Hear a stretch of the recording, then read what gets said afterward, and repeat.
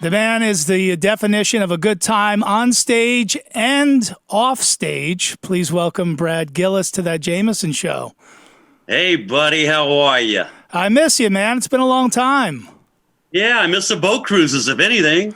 God, man, we had some good times on there. I can almost remember. Yeah, well, if you can remember, then you didn't have as much fun as me. I was going to start out with, asking about the longevity of Night Ranger at this point. But, to me, it's just the band is so goddamn fun. I always say, like, I defy anybody to go see Night Ranger and not have a good time. Like, even these black metal bands that are burning churches down in Norway, if they go to a Night Ranger show, they will be singing and dancing the entire time. Well, that's kind of funny. You know, we've had quite a long career, and everybody gets along well, and we just try to have fun on stage. And, you know, when you got a bunch of guys you've worked with, you know, Kelly, Jack, and me for 40 years. I mean, we go back to, the late Rubicon days, late, 78 when original Rubicon drummer left, and then we got Kelly in the band, then that morphed into Night Ranger. But we've been doing it so long, we know how to have fun with it. So it's just too bad we were up for having our best year since the 80s. We were up to almost 100 shows this year. We had, I think, 42 shows with Sammy Hagar and Whitesnake, and that all got carboshed. And so now we're all just hanging at home, trying to start writing a new Night Ranger record and pass it around. Everybody has their home studios and try to get that off the ground, and just trying to keep busy, but I'm lucky enough to be at home and have a studio and to be working. I mean, I cannot tell you how freaking bummed out I am. There was two tours I was really looking forward to this summer: Ted Nugent and the Night Ranger tour with Whitesnake and Sammy Hagar. I guess you can't still rock in America, unfortunately, right now. But hopefully you guys can get that together again next year. You guys are always a great summer favorite, so hopefully next summer you guys can make the rounds. Yeah, hopefully they'll push this tour to 2021. We'll see what happens. But I know, with everything going on, we're every couple months ahead, we're canceling more shows because I don't think we're going to have a chance to come back and play live through the year. I think we're dead in the water for the year, but. Hopefully things will calm down and they'll find a cure for this virus, and we could get together and do these concerts again. Because I know all my friends and just people I talk to, they're like, "Oh, we miss live shows," and I'm like, "I miss playing live shows." So we'll see what happens. And you mentioned new music, which is important because obviously the fans always come out because obviously they want to hear all the hits from you guys. From Sister Christian to Don't Tell Me You Love Me, this to Sentimental Street, all that stuff. But people should know, if they don't, and I hope they do, that Night Ranger still makes new music. I mean, the last cassette you put out, Don't Let Up, was a killer, man. I think that's one of the best albums you guys have ever put out. Wow, that's interesting. I love that, Don. Well, the thing is, we've always tried to keep to the format of the band, which was, the big 3-part harmonies and dual lead guitars with Kerry Kelly, our newest guitar player, and I. So, playing that stuff live is always a blast. We always, every time we put out a record, we try to take one or two songs off the new record and play it for a little while. Although people may not know it, but we'll pick the best ones and put it in the set. But since my stint with Ozzy, we'll throw maybe Crazy Train in there, and Kerry Kelly, the other guitar player, did a stint with Alice Cooper. We'll throw Alice Cooper tune in there, and of course we always do a couple Damn Yankees tunes. So we try to keep the set full of let's say hits. Right, but man, I was talking to Keith about this. Like, the fact that you still embrace that is so cool, man. That because there are musicians who are just sort of like, that's my past, whatever. That was 20 years ago. That was 30 years ago. That was 40 years ago, and they kind of disassociate from that. I mean, it's amazing that as a collective, you guys embrace all the other projects you've done. Well, I think it's great just to put a hit filled set together for the audience. I mean, sometimes you get into these B cuts and such, and you got your diehards there, and maybe just people that know Sister Christian, Don't Tell Me Love Me in Rockin' America, and Seminole Street, stuff like that. You start getting into these beat cuts, and sometimes it's deer in the headlights, So what we decided to do is just try to make it a hit-filled set. And I tell you, I love playing Crazy Train live. I mean, it's just always a blast, and Jack sings it well, and just to keep the audience engaged. Yeah. So how's things in quarantine? You and the wife getting along okay? Yeah, we're doing fine. She's got a job that it's essential business, so she's working every day. It keeps her out of my hair during the day, but it's all good. I mean, we actually got out last weekend and went up to my friend's house in Santa Cruz, California, up in the woods, and hung out with him and played guitars and jammed and and goofed off and had barbecues, and then 2 weeks before that we actually went camping. And that was a blast. I haven't camped in years, but we're trying to get out, but stay, socially distant from people. But boy, it was that camping trip and this last weekend was definitely good for me. I needed that. Now I'm fresh and ready to go. Yeah, but you actually love hanging out with your wife. Like you guys are friends. Well, Carmen's great. And we're not married. We're engaged. We're getting married next year. So. And I've never been married, so it's a new one for me. But right. We're getting along great. It's all good, and she had a blast going camping and doing this trip to Santa Cruz. But I'm back to work, and I'm almost done with the solo record, man. I've been working on this for quite a few years, and I got Gary Moon singing. Gary Moon was in Night Ranger back in the early 90s with Kelly Kagi, our drummer on drums, when Jack left to do the damn Yankees. So we put Night Ranger back together. We did a record called Feeding Off the Mojo. But Gary's such a screaming great singer. I started putting him on a bunch of tracks of mine about 1.5 years, 2 years ago. And he's in LA, and I'm up in the SF Bay Area. And I got him up here 7 or 8 times, and we got a good 15 tracks. So working on the deal now, and try to get out there pretty soon. But it's a pretty slamming record, and I took my time getting it right. And of course, I did it all here at my house, and drums and all the guitars and everything. I'm set up pretty good here, Don. I got I collect vintage guitars and amps, so I know you do. I know you do. Get any sound imaginable. I like doing these whatever Zoom or Skype things with musicians, because when you watch the news or whatever, everybody has their bookshelves in the background to show how smart they are, but all the rockers have their equipment in the background, which I prefer. I'd rather see a bunch of Marshalls behind somebody than they always got War and Peace behind them. He must be really smart. Yeah, well, this is my Zoom shot here with all my amps in the background and my drums. You can't see the drums, but I'm set up, with everything, and I'm so blessed to be able to work from home where so many people are dead in the water. So, like I said, we're going to start passing around tunes within the band. Everybody has home studios. We'll start getting the new Night Ranger record together, and then also I'm getting into my music placement again. I've been placing music on TV and all these different avenues for quite a few years, 20 years now. And so I'm trying to get back into that, trying to place more music. And, I've placed about 400 tracks in the last 20 years for ESPN, Fox Sports, and did a couple Tiger Woods PlayStation, all the music for those games. And I just placed a flamenco track and The Price is Right and stuff like that. So I'm trying to keep moving and keep myself busy and generate income in this down and out period.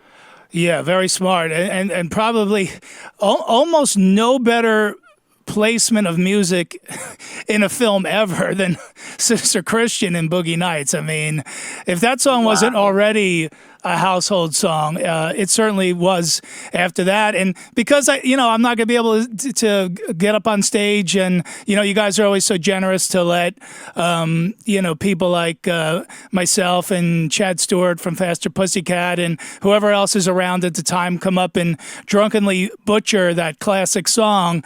We'll just have to make karaoke videos of us singing that and text them to you. That's about the closest we're going to get this summer. Yeah. You know, you mentioned the Boogie Nights thing. It's so crazy because when it came out, we knew the song was in the movie. We all saw it, and that whole drug deal going down to to have him playing Sister Christian in the background was just absolutely just crazy. You know, the least thing you'd expect is Sister Christian at a drug dealer's house. But I love that they did a spoof on it with Family Guy. I don't know if you've ever seen that, but you know, just punch in Family Guy and Sister Christian, you'll see they did a spoof on Boogie Nights. Yeah, and then American Dad, they did a little spoof on that with Sister Christian. So it's great to see people taking off from that different songs we did and place them in the cartoons. You know, who would expect it? Well, look, listen, again, I mean, the longevity of the band, you know, at a certain point, you know, people are going to catch on to things, and I'm sure Sister Christian's your biggest hit to date. But I wanted to talk to you a little bit more about the solo album, because I believe this is your first one, and you've been playing guitar probably almost 20 years at this point. So what took so long for you to put this together? Or was just the time was right with the pandemic and all that? Well, I've been trying to put it together for quite a few years, but you know, our touring schedule left us super busy. I mean, we've been doing roughly 80 shows a year and doing the Weekend Warrior thing up until the summertime. Then we go out and we do the bus tours a couple weeks at a time. But this is actually my third solo record. My first one I did in about 91, 92, and it was all instrumental. And that's when I met Greg Allman, and he had moved to the Bay Area. And I got him over my house for a barbecue with some other friends, and we're hanging out, and I wanted to show him my studio, and went in there, and I had this track with this other singer on it, and I didn't care for the vocals on it, but I had a great track. So I pulled the vocal off and I played it for Greg, and he goes, "Hey man, play that again, man." I start playing it in. He goes, "You got a pencil and paper?" "I sure do." Yes. I gave him a pen and paper, and he started writing down lyrics. It's like, oh my God, Greg's writing lyrics to my tune. So after, I played it for him 3 or 4 times, and he said, "Hey man, hey Brad, clear everybody out of the studio, put up a microphone." I went, "Okay, here we go." And I put up a mic, and he sang this tune called "Honest to God." And we put it out on my first solo record called Gill Rock Ranch. And it started charting on Billboard and went to number 18 on the Billboard rock charts. The problem being, I was with a small record company back then. They couldn't put the records in the stores, so people couldn't buy it, which was kind of a drag. But you know, the Greg came in and he sang one more tune. So actually, I had 8 or 9 instrumentals and two vocal tracks with Greg. So that was my first solo record. Then I did one in right around 2000 and had Gary Moon, the singer, singing on a bunch of those songs. So I think I put one out I'm putting one out now. So it's been 20 years, but pretty excited about it, and getting ready to close the deal on that, get that done. But it's a slamming record, man. It's really hard hitting, and Gary he's got this voice. It's just undeniable. So I'm, looking forward to getting that out and doing the new Night Ranger record, and hopefully things will clear up soon to get back out on the road, because that's, I miss it. That's where you make your bones, man. Absolutely. Is there a core band for the solo record? Basically it's Gary. Gary plays bass and sings lead. Of course, me on guitars, and I'm singing, helping sing all the backgrounds. I actually sing lead in a couple tunes, and I got a, local drummer, Matthias Montgomery, lives about a mile from me, slamming drummer. I get him here in my studio. He's been doing drums. And I got Larry Howe from Vicious Rumors, that heavy metal band. He's playing on a couple tracks, one of the slamming tunes. And it's all starting to come together now. But I have the luxury of being at home 24/7. So I'm trying to... I'm staying busy, man. When I get in the mode and, I start recording, I'll put a good 14, 16 hours a day in recording and mixing and stuff, because it's fun. I got to look at the clock and it's 2 a.m. I got to go to bed, man. And I'm not even really tired, because it's just a lot of fun. I'm very blessed. Don, I'm very blessed to do what I do and have a home studio and be able to work. I just love it. No, and that's why you continue to look so young. And I thought maybe during the pandemic, where you can't get your hair cut, you might grow out the blonde, mane from 82 again. But no, I ain't got that anymore.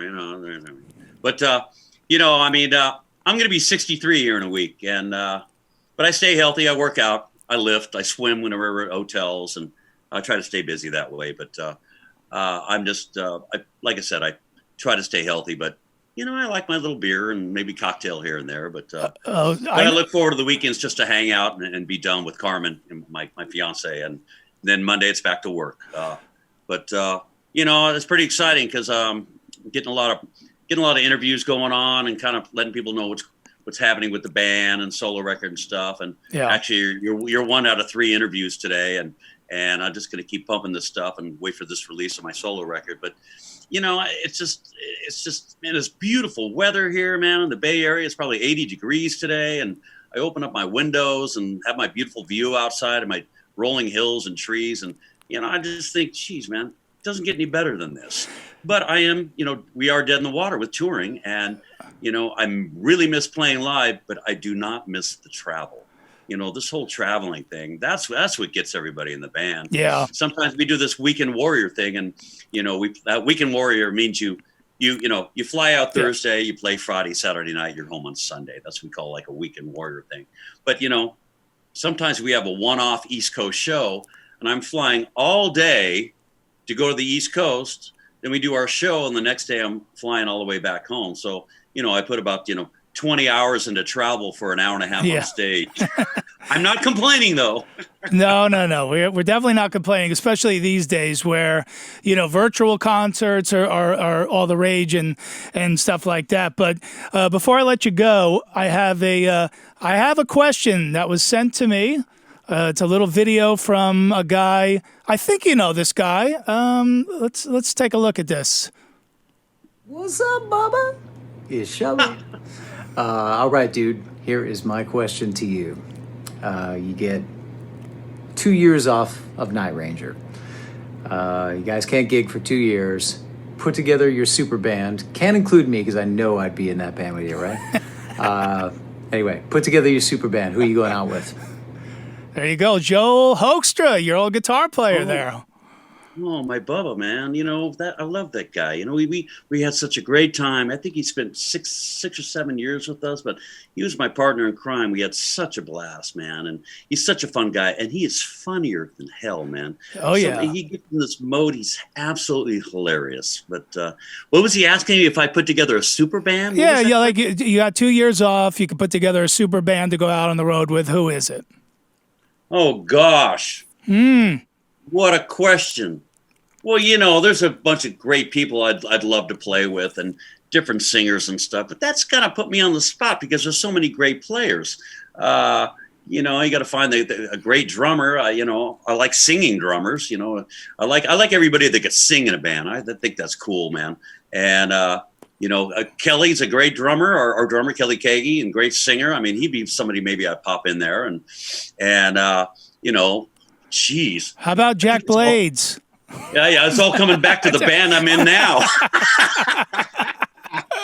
But I'd love to have Joel in the band because, the thing about Joel is we had 2 different styles and we complemented each other. Then we come together on the harmonies, Yeah. But it was just a great time with him in the band. But he's doing great with Whitesnake. And that guy, he's the hardest working guitar player rocker in the world. He does Whitesnake, then he does Cher in Vegas, the residency thing there. Then he goes and does, Trans-Siberian Orchestra and around Christmas time. And then he's doing all the sessions and stuff. So that guy is the hardest working guy that I know. But I'm kind of glad that he's home now because he's got 2 young kids and he could actually spend time with a family, Yeah.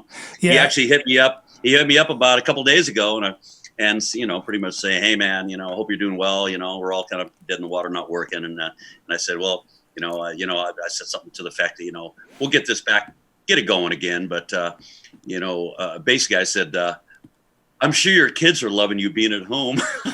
You're getting to know your kids now. So it's all about it. Yeah, and it was great when he was in the band, and maybe the Ranger Danger might have been a little too real for him, but it was super cool when he was in the band. And between him and Carrie and the people you've had come through, You know, I'm even thinking back to the days when you guys were just Ranger. And I don't know if you know this. There's a company called Fresno Restorations, and they're restoring all this old concert footage. And they put out one of the concerts from Ranger from way back when. Obviously, we're talking about what, very early '80s or even late '70s, maybe.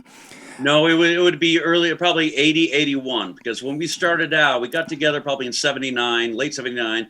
Then we got together at Jack's house, and we ended up writing like 6 songs the first day. And then we needed to name the band. So everybody put 2 names in a hat, and whoever picked one out and picked out Ranger. And Alan Fitzgerald, the keyboard player back then, he's the one that came up with Ranger. And we thought, okay, but we decided to go with whatever name was picked out of the hat. So we were a Ranger for a while, and you know, I did my stint with Ozzy, and then when that was done, we were, you know, getting ready to go back with, you know, get Night Ranger back to, you know, to go out and release our first record, Dawn Patrol. Yep. And right before we released the record, as Ranger, the record company had printed up 10,000 album jackets that said Ranger on it. And I was looking through Billboard magazine and flipped over, you know, towards the middle of the magazine, and there's a 2-page spread with this country band called the Rangers. Yeah. And they'd been around, you know, their grandfathers had the name, and ever since the Civil War, whatever. Yeah, but they were called the Rangers. So Jack had written a tune off Dawn Patrol called Night Ranger, and we thought, let's just name it Night Ranger. So they had to dump 10,000 album jackets and print up the new Night Ranger album jackets, and that's how that story came about. Well, and the reason I brought it up too is because I had never seen footage from that era and that version of the band then, and man, I got to say, from whatever that was, 1980 or 81, the energy that you guys were putting out on stage then, I could tell people right now, you go see Night Ranger next summer, 2021, you'll see the same amount of energy. The talent level obviously still off the charts. Don't forget, Night Ranger still making new music that's terrific. We always love the old hits as well, especially when we come out to see you play live. And I appreciate a few minutes today, Brad. Hey, Don, thanks for having me, man. I miss you, bro. You know, we always have such a fun time, and you know, I just miss playing, gigging, the cruises we were on, and you know, so looking forward to the Sammy Hagar Whitesnake Night Ranger tour, and it's kind of what it is, and we must embrace where we're at and try to make the best of it. Yeah, what a fun tour, man. If there's any possible way to get those 3 bands on the same schedule next summer, I will see you then, but hopefully before then as well, man. Be good. Thank you, Don. Later. Thank you very much, brother. You got it, man. Great guy, Brad Gillis, and wow, we went way over today.